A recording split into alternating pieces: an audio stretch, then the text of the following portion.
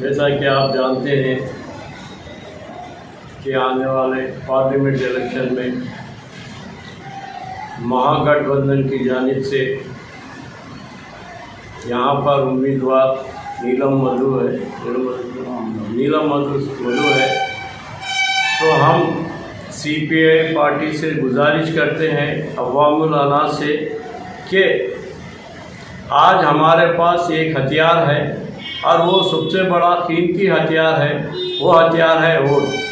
क्योंकि हम ये वोट उसी शख्स को देना चाहिए जो वाक़ईतन गरीब मजदूर उनका साथ दे।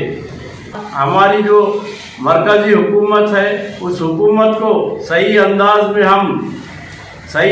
में जो भी कैंडिडेट्स है उन कैंडिडेटों में वाक़ईतन जो काम कर सकते हैं उन्हीं कैंडिडेट को हम जिताने की कोशिश करें। हम एक बार फिर आप सबसे मैं गुजारिश करता हूं कि महागठबंधन के जो उम्मीदवार हैं नीलम मधु को अपना कीमती वोट देकर कामयाब बनाएं।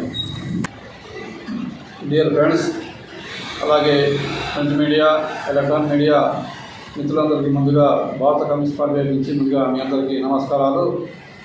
ఈరోజు ఈ సమావేశం ఉద్దేశం ఏంటంటే మెదక్ పార్లమెంటు అభ్యర్థి ఇండియా కూటమి అభ్యర్థి అయినటువంటి నీలం మధు గారిని అత్యంత భారీ మెజార్టీతో గెలిపించాలని చెప్పేసి సిపిఐగా మీ అందరికీ విజ్ఞప్తి చేసుకుంటూ, మరి నరేంద్ర మోదీ కేంద్రంలో అధికారం చేపట్టి దాదాపు 10 సంవత్సరాలు అయిపోయింది. ఆయన అధికారం చేపట్టక ముందు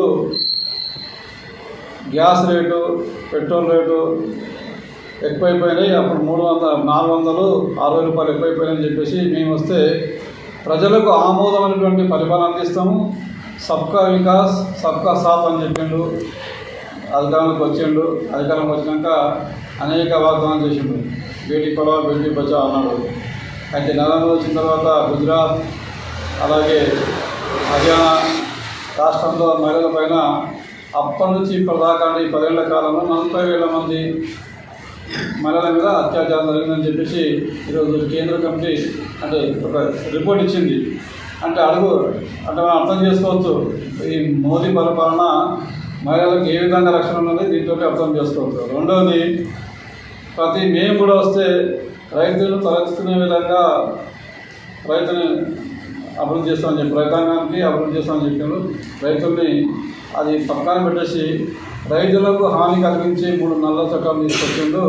ఆ చట్టాలు విరమించాలని చెప్పేసి పంజాబ్, హర్యానా, ఉత్తరప్రదేశ్కు సంబంధించిన రైతులు ఢిల్లీలో జంతర్ మంతర్ దగ్గర ఆందోళన చేస్తుంటే వాళ్ళ మీద లాఠీ చార్జీలు, భాషా కూడా ఉపయోగించి అక్కడి నుంచి తరిమి కొట్టిండు. వాళ్ళు ఇక్కడ బీజేపీకి సంబంధించిన ఒక జాతీయ కార్యదర్శి మన చెప్పడం జరిగింది. అంటే కాస్తో కూస్తో ఈ రాజ్యాంగం పుణ్యం అని చెప్పేసి పేదలకు, బీసీలకు, ఎస్టీలకు, మైనారిటీలకు దక్కే కాస్తో కూస్తో రిజర్వేషన్ కూడా ఎత్తివేయాలని చెప్పేసి ఈరోజు బీజేపీ కుట్రపంతుంది. ఒకవేళ మళ్ళీ కూడా బీజేపీ వస్తే ఇక ఈ దేశం ఒక రాధాకాశంగా మారుతుంది, మతాల మధ్య చిచ్చు మరీ పెరిగిపోతుంది. కాబట్టి అందుకోసమే ఈ ప్రమాదకారి బీజేపీని ఓడించాలని చెప్పి సిపిఐ కంకణం కట్టుకుంది. అందులో భాగంగానే ఈరోజు మెదక్ పార్లమెంట్ నుంచి నీలం మధు అనే క్యాండిడేట్ నిలబడ్డాడు.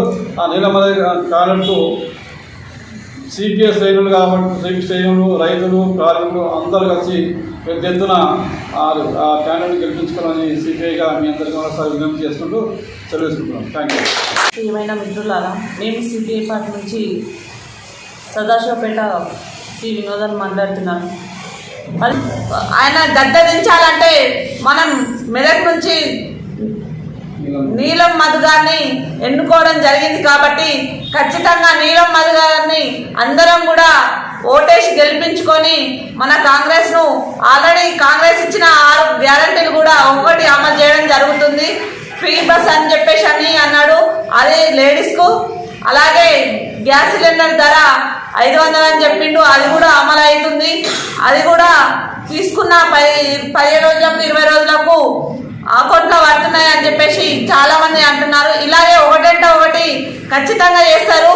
కాంగ్రెస్ను గెలిపించి ఈసారి బీజేపీని గద్దెదించాలని చెప్పేసి నరేంద్ర మోడీకి 10 సంవత్సరాల నుంచి గుర్తుకు రాని ఎలక్షన్ల ముంగట రామ మందిర్ అయోధ్య ఎందుకు గుర్తుకొచ్చిందని అంటే అందరు సింపతి తీసుకోవాలి, హిందువులకు ఇంటింటికి అక్షంతలు పంపించి మళ్ళీ నేను ఈ పని చేస్తున్నాను, రామ మందిర్ కట్టిస్తున్నాను అని చెప్పేసి అదొక సాకు చెప్పుకొని ప్రజలను అందరినీ ఆకర్షించడానికే ఇదంతా చేస్తున్నారు. కాబట్టి ఈసారి ఆయన చెప్పే మాటలకు మోసపోకుండా ఖచ్చితంగా చేతి గుర్తుకు ఓటేసి కాంగ్రెస్ గెలిపించాలని